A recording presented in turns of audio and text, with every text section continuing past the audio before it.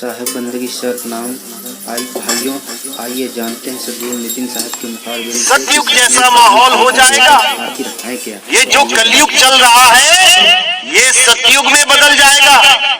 इसीलिए संतों ने बोला था कि कलयुग में एक ऐसा समय आएगा जब कलयुगी जीव सतयुगी आचरण में जीना शुरू कर देंगे। अब ये कलयुग में सतयुग ही क्यों बोला? कलयुग में द्वापर भी बोल सकते थे, कलयुग में त्रेता भी बोल सकते थे, कलयुग में सतयुग आएगा ऐसा क्यों बोला? आइए इसका भी भेद जान लेते हैं। जैसा कि आपको पता है कि युग 4 होते हैं।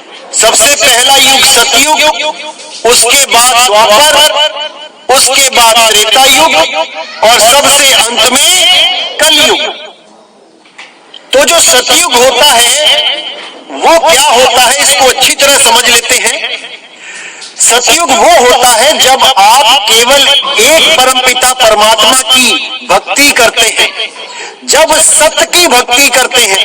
क्योंकि बहुत से लोग किसी को भी परमात्मा मान के भक्ति करना शुरू कर देते हैं।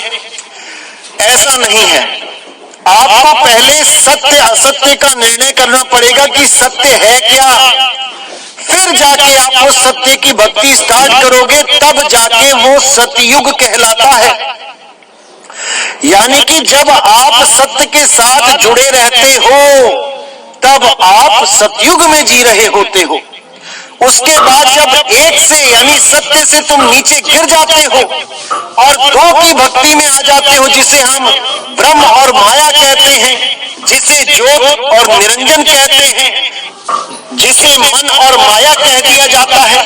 जब आप इन दो की भक्ति में लग जाते हो तब आप द्वापर युग में आ जाते हो, तब आप द्वापर युगी कहलाते हो। और जब इससे भी नीचे गिर जाते हो और 3 गुणों की भक्ति में लीन हो जाते हो, जिसको गीता में भी बताया गया कि हे अर्जुन, जो 3 गुणों की भक्ति करता है वो मुझ तक कभी नहीं पहुंच सकता। 3 गुण क्या है? रजोगुण, सतोगुण, तमोगुण। जब इन 3 गुणों की भक्ति में आप आ जाते हो तब आप त्रेता युग में प्रवेश कर जाते हो।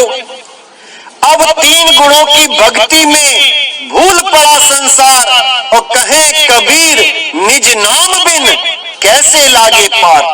यानी निज नाम यानी सत्य स्वरूप, उस सत्य को कैसे पहचाने कि हम इस 3 गुणों से ऊपर उठ जाएं, सत्य तक पहुंच जाएं, मन माया के दायरे को भी पार कर जाएं। तो जब आप 3 गुणों की भक्ति में होते हो तब आप त्रेता युग में होते हो। और जब आप इससे भी नीचे गिर जाते हो, यानी कि अब आपको इन 3 गुणों से भी प्रेम नहीं रह जाता, तब शुरू होता है कलयुग।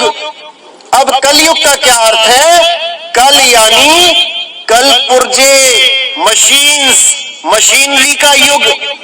अब इस मशीनरी के युग में आपको किसी से, किसी भगवान से, किसी भक्ति से प्रेम नहीं रह जाता और आप कारों में, मोटरसाइकिलों में, हवाई जहाजों में, मशीनरीज में, मोबाइल में, टीवी में, लैपटॉप में, सोशल मीडिया में, आप इसी में ही सारा समय बर्बाद करने लग जाते हो।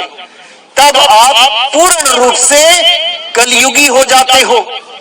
अब आप केवल मशीनों में ही उलझ रहे हो।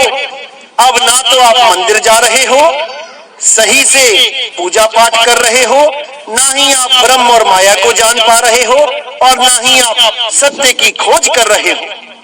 तब आप पूरी तरह से कलयुग में डूब चुके हो। लेकिन कबीर साहब ने और अन्य संतों ने कलयुग में ही सतयुग आने की बात की।